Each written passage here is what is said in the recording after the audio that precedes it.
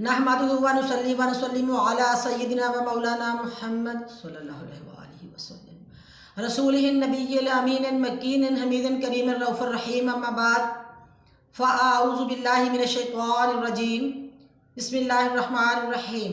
मुअज़्ज़ज़ नाज़रीन व सामीन गिरामी, अल्लाह रब्बुल इज़्ज़त के फ़ज़्ल व करम और हज़ूर नबी रहमत सल्लल्लाहु अलैहि व आलिहि वसल्लम के नालाइन पाक के तसद्दुक़ से आज मेरा लेक्चर है कूफा में आले मुस्तफ़ा पर इब्ने ज़ियाद का कहरो ग़ज़ब। आले मुस्तफ़ा के लुटे हुए काफ़िले की आमद की इत्तला पहले ही कूफा पहुँच चुकी थी। कूफा का गवर्नर यजीद का नायब इब्ने ज़ियाद का कसर शाही सजा दिया गया। फ़तह और कामयाबी की खुशियाँ मनाई जाने लगी। बेवफा लोग बेताबी से काफ़िले की राह तकने लगे। 12 मुहर्रम शरीफ को असर के बाद आले मुस्तफ़ा का ये काफ़िला होलनाक सफ़र की हर मुसीबत को बर्दाश्त करते हुए कूफा शहर में दाखिल हो गए। कूफा के बेवफा लोग और दगाबाज लोग अपने मकानों की छतों पर चढ़कर देख रहे थे। बीबी शहरबानो और हज़रत ज़ैनब सलामुल्लाह अलैहा अपनी गर्दनें झुकाकर चल रही थी, इसलिए कि इन यजीदियों की नज़रें हमारे चेहरे पर ना पड़े। फ़िज़ा कनीज़ ने यह समा देखा तो उसे दिली दुख हुआ। उसने अपने सर के बाल खोलकर दोनों पाक दामन बीवियों के चेहरा मुक़द्दस पर बखेर दिए ताकि लोग इनके चेहरा मुक़द्दस को ना देख सकें। वो रात असीराने करबला ने किला में गुजारी, यानी वो उस रात इन पूरे अहले बैत को आले मुस्तफ़ा को किला में बंद कर दिया गया। वहाँ ना कोई शमा थी और ना कोई चराग, ना कोई दरी थी और ना कोई बछोना। वाह मौला तेरी शान, वाह मौला तेरी शान बेनियाजी के कुर्बान, सारी कायनात को कुफ्र व शिरक के अंधेरे से निकाल कर इस्लाम की सुनहरी रोशनी में लाकर खड़े करने वाले आज कूफा के किला की एक तंगो तारीख कोठरी में बंद है। अपने तो अपने रहे, दुश्मनों के लिए भी बिछोना बिछाने वाले अपनों के हाथों नंगी ज़मीन पर पड़े हैं। ये बाप कूफा के जामिया मस्जिद के इमाम थे और वो सारे लोग हज़रत अली शेर खुदा के मुक्तदी थे और वो इनके अकीदतमंद थे और अब इनके नाना मुस्तफ़ा के उम्मती थे। मगर हिर्सो हवस तमा लालच और नफसानी ख्वाहिशात ने इनका बुरा किया। इब्ने ज़ियाद की मलूकियत और आमरीत की कहरो ग़ज़ब की तलवार पर लानत हो, जिसकी वजह से इसके नाने के उम्मती और इसके वालिद के तरफदार और इसके बाप के मुक्तदी आले मुस्तफ़ा के दुश्मन बन गए। इब्ने ज़ियाद के कहरो ग़ज़ब के डर से आले मुस्तफ़ा के दुश्मन बन गए। जैसे कैसे रात गुजरी सुबह हो गई। अब्दुल्ला इब्ने ज़ियाद ने एक वरसा तख्त पर आकर बैठ गया, बड़े गरूर के साथ बैठा है और इसके पास ज़ालिमाने करबला, कातलाने हुसैन, मैदान करबला के हक़ व बातिल के मार्का में आने वाले, बातिल की हमायत में आने वाले, हक़ की मुखालफत में आने वाले अहले बैत के छोटे छोटे मासूम बच्चों और बड़ों पर जुल्म सितम करने वाले और उनको शहीद करने वाले आकर इब्ने ज़ियाद से दादे शजायत भी ले रहे हैं और इनामात भी ले रहे हैं। इब्ने ज़ियाद ने हुक्म दिया कि कैदियों को हाज़िर किया जाए। चुनाचे आले मुस्तफ़ा के कैदी इब्ने ज़ियाद के सामने इस तरह पेश किए गए। हज़रत ज़ैनुल आबिदीन का गला आहनी जंजीरों की रगड़ों से ज़ख्मी हो चुका था, खून बह रहा था। मुस्लिम बिन अकील और हज़रत इमाम हुसैन की छोटी छोटी मासूम बच्चियां जिनके हाथ पीछे बांधने की वजह से सुन्न हो चुके थे और खून बह रहा था। हज़रत बीबी शहरबानो और हज़रत ज़ैनब सलामुल्लाह अलैहा के हाथ भी सूज रहे थे, बहुत ज़्यादा परेशान हाल थी। इब्ने ज़ियाद ने बिन्नते अली हज़रत बीबी ज़ैनब सलामुल्लाह अलैहा से पूछा, तो कौन है? तो पास ही उम्र साद ने कहा, कहने लगा ये हज़रत इमाम हुसैन की बहन है। इतने में हज़रत इमाम हुसैन की बहन जो थी उसने साथ ही एक औरत को देखा जो वो निकाब पोश थी, उन्होंने पर्दा किया हुआ था, हिजाब में थी।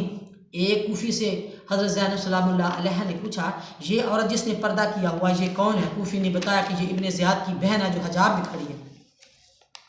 इब्ने ज़ियाद ने सैयदा ज़ैनब से कहा, ज़ैनब तुम्हारे भाई हुसैन ने यजीद की खिलाफ वर्जी में सज़ा पा ली है और तुमने भी अपनी नाफरमानी का सिला देख लिया है। मुझे तो अब हुसैन पर फतह हो गई है। ज़ैनब ने कहा, इब्ने ज़ियाद ये तुझे तेरे डूब मरने का मकाम है।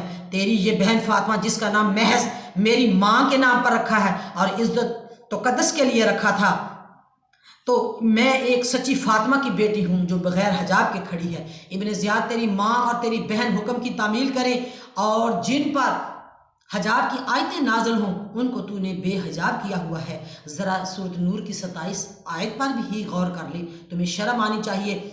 और कुरान पाक में اللہ تبارک و تعالیٰ نے یوں بھی فرما دیا ہے لا تدخلوا بیوت النبی کہ حضور کے گھر بغیر اجازت کے نہ جاؤ، یعنی میرے پیارے آقا صلی اللہ علیہ وآلہ وسلم کے گھر یعنی اہل بیت کے گھر تو فرشتے جو تھے وہ بھی اجازت کے بغیر نہیں آتے تھے، پہلے اجازت لیتے، پھر سلام کرتے اور پھر کلام کرتے۔ اور آج تمہیں ابن زیاد تمہیں شرم آنی چاہیے، اپنی نگاہیں نیچی کرو، اگر ایسا آپ نے اپنا رویہ رکھا تو قیامت برپا ہو جائے گی۔ ابن زیاد میرے بھائی نے حق اور باطل کا فیصلہ کر دیا ہے، فتح تیری نہیں، فتح میرے بھائی کی ہے۔ حسین نے نہ صرف فسق و فجور اور تیری ملوکیت اور آمریت پر فتح کی ہے، بلکہ حسین نے حق و ہدایت کی حمایت میں مسلمانوں کے دلوں میں فتح حاصل کر لی۔ یہ آسمان ثبوت دے رہا ہے، جو آسمان ہے اس کی طرف اپنی نگاہیں کر اور دیکھ، پورے آسمان کے کنارے اس وقت سرخ ہو چکے ہیں اور ستارے آپس میں ٹکرا رہے ہیں، زمین کے ذرے ذرے جو ہیں وہ رو رہے ہیں، زمین کے ذروں سے رونے کی آوازیں آ رہی ہیں۔ قیامت تک کے مسلمان آنسو بہاتے رہیں گے اور ان کے دل روتے رہیں گے۔ زینب سلام اللہ علیہ فرمانے لگی ابن زیاد تو نے اہل بیت کو شہید کر کے جہنم خرید لی ہے، تو نے اپنی دین اور دنیا برباد کر لی ہے، عاقبت خراب کر لی ہے، تو نے بنی امیہ کے دامن پر سیاہ داغ لگا دیا ہے، تمہیں شرم آنی چاہیے۔ قیامت تک مسلمان تجھ پر اور تیرے ساتھیوں پر لعنت برساتے رہیں گے۔ ابن زیاد پھر کچھ شرمندہ بھی ہوا اور پھر اس لعنتی نے چھڑی اٹھائی اور حضرت امام حسین کے سر اقدس اور آپ کے ہونٹوں پر چھڑی مارنا شروع کر دی۔ پاس ہی حضرت زید بن ارقم تشریف فرما تھے، کہنے لگے ابن زیاد تجھے شرم آنی چاہیے، خدا کی طرف سے تم پر لعنت ہو۔ اس چہرہ اقدس کو نبی پاک صلی اللہ علیہ وآلہ وسلم چومتے تھے، آپ ان ہونٹوں کا بوسہ لیا کرتے تھے، اس پیشانی کو چوما کرتے تھے، تمہیں شرم آنی چاہیے۔ ابن زیاد کو غصہ آیا کہ اگر تو صحابہ نہ ہوتا، آقا کا صحابہ نہ ہوتا تو میں تمہیں بھی اس وقت قتل کر دیتا۔ اب زید بن ارقم غصے میں آ کر کہنے لگے عقل کے اندھے، تیرے دماغ پہ جہالت کے پردے چڑھ چکے ہیں، کفر تجھ پہ چھا گیا ہے، تمہیں یہ نہیں پتا کہ نبی پاک صلی اللہ علیہ وآلہ وسلم کے صحابہ کا تو اتنا قدر کرتا ہے، اور نبی پاک صلی اللہ علیہ وآلہ وسلم کی پیاری اہل بیت جو ہے اس پہ تو نے اتنے ظلم و ستم کیے اور ان کی تو بے ادبی کر رہا ہے، توہین کر رہا ہے۔ زین العابدین نے کہا میں حضرت امام حسین کا لاڈلا بیٹا ہوں، میرا نام زین العابدین ہے۔ تو ابن زیاد کہنے لگا زین العابدین تو کیسے بچ گیا؟ حضرت زین العابدین نے جواب دیا موت و حیات اللہ کے ہاتھ میں ہے۔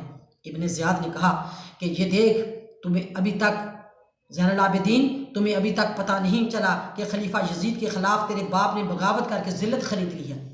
تو اس وقت حضرت زین العابدین جلال میں آ کر کہنے لگے نہیں، میرے باپ نے ذلت نہیں خریدی، میرے باپ نے عزت حاصل کی ہے، اس نے حق کی حمایت میں اپنا سر بھی قربان کر دیا ہے۔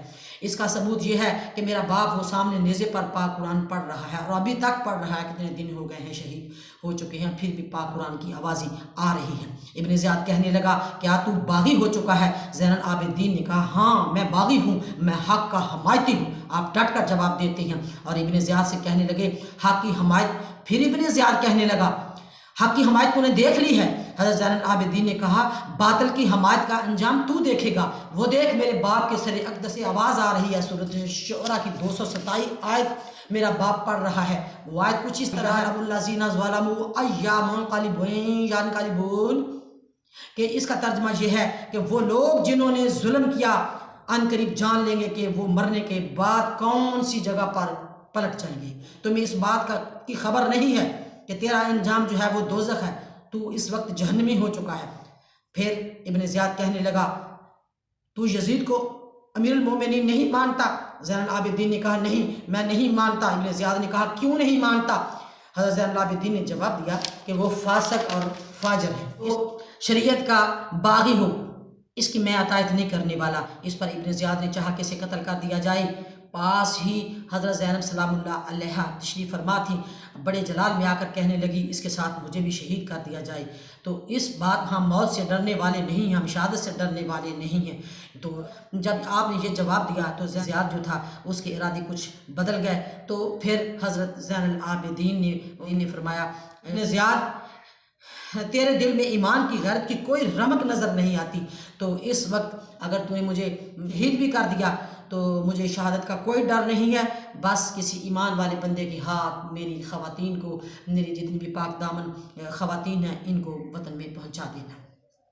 اب ابن زیاد کا ارادہ بدل چکا تھا۔ ناظرین مکرم، داستان کربلا ابھی جاری ہے، انشاءاللہ تعالی قسط نمبر 15 میں آپ کو بتایا جائے گا۔ وآخر دعوانا ان الحمدللہ۔